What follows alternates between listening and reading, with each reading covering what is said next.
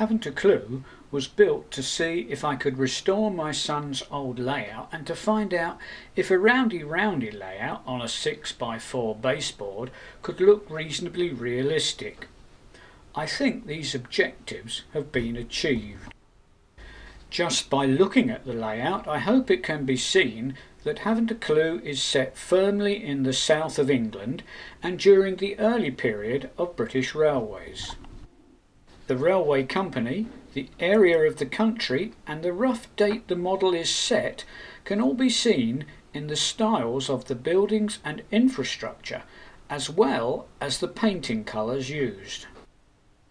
This can be seen even without any trains in view, as I hope these initial shots show.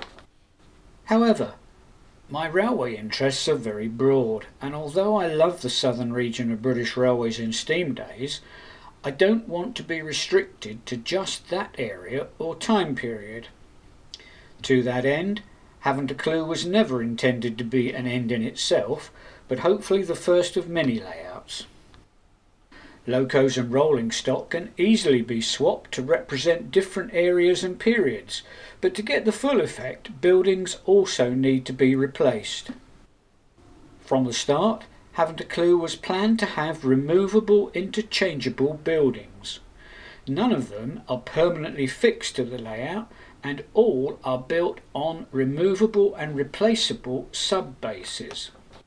The baseboard, trackwork and scenery have all stayed the same, but there have been a number of changes made to buildings and infrastructure to enable the next incarnation of the layout to take place.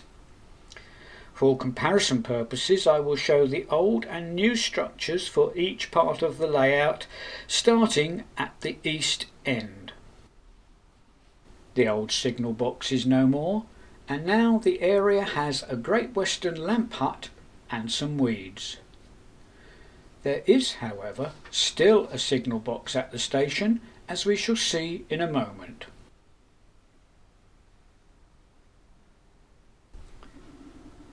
The brick-built yard shed has been replaced by one made out of local stone. It still serves the same purpose as a local office for the coal merchant, although these days the coal is delivered to his yard in town by a lorry. Locos are no longer stabled here.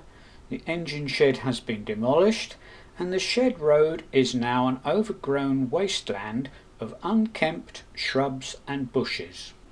At the east end of platforms 2 and 3, the running inboard has been replaced by a platform-mounted signal box.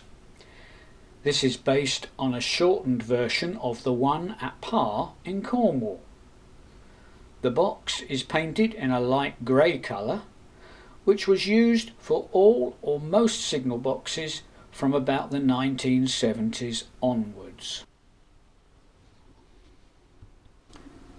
Coal staiths were mainly a thing of the past by the 1970s, and this area has been taken over by the British Rail Engineers Department. Their yellow vehicles add a bright splash of colour. The covered carriage truck, or CCT, has been condemned and now serves as a storage facility.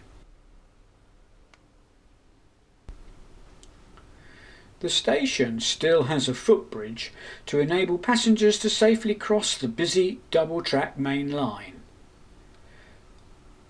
The new bridge is based loosely on the one at Par. The colour is what I hoped would be almost black, but it has come out rather lighter than that. The old brick-built station buildings have been replaced by something that I hope is more Great Western. Built of local stone, it's a ratio kit based on the station at Castle Carey in Somerset, but with a shorter canopy.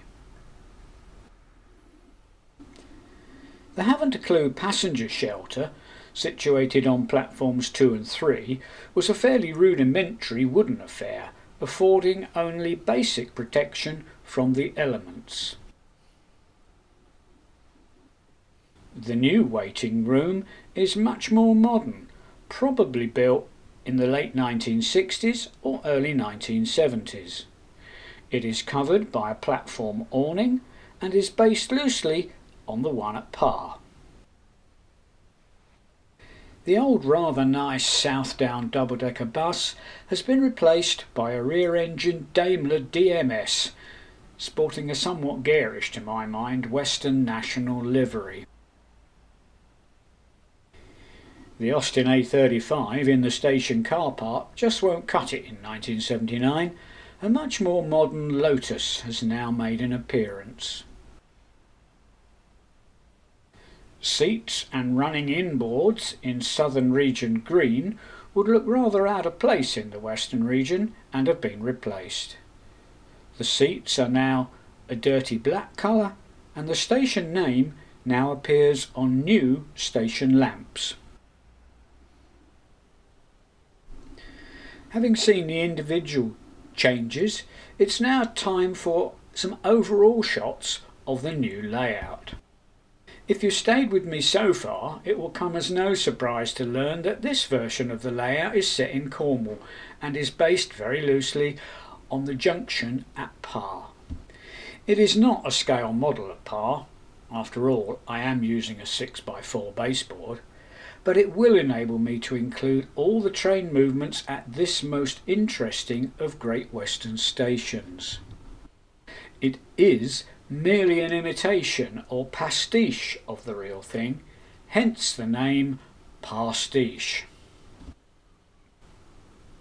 Initially the layout will be set in the late 1970s, firmly in British Rail's blue period. This will be quite a change from the Hampshire of the 1950s of Havant Aclew, but this will enable me to run two of my favourite trains. Trains hauled by Class 50 diesels and HSTs or Intercity 125s. I am keeping all the structures for Havant Aclew, so if I get tired with my new Cornish layout, I can simply replace the buildings and move back to Hampshire in the 1950s. Or, at some stage in the future, I may change regions or eras again. Who knows? Isn't railway modelling fun? My next task is to source and modify some locos and rolling stock for the new layout.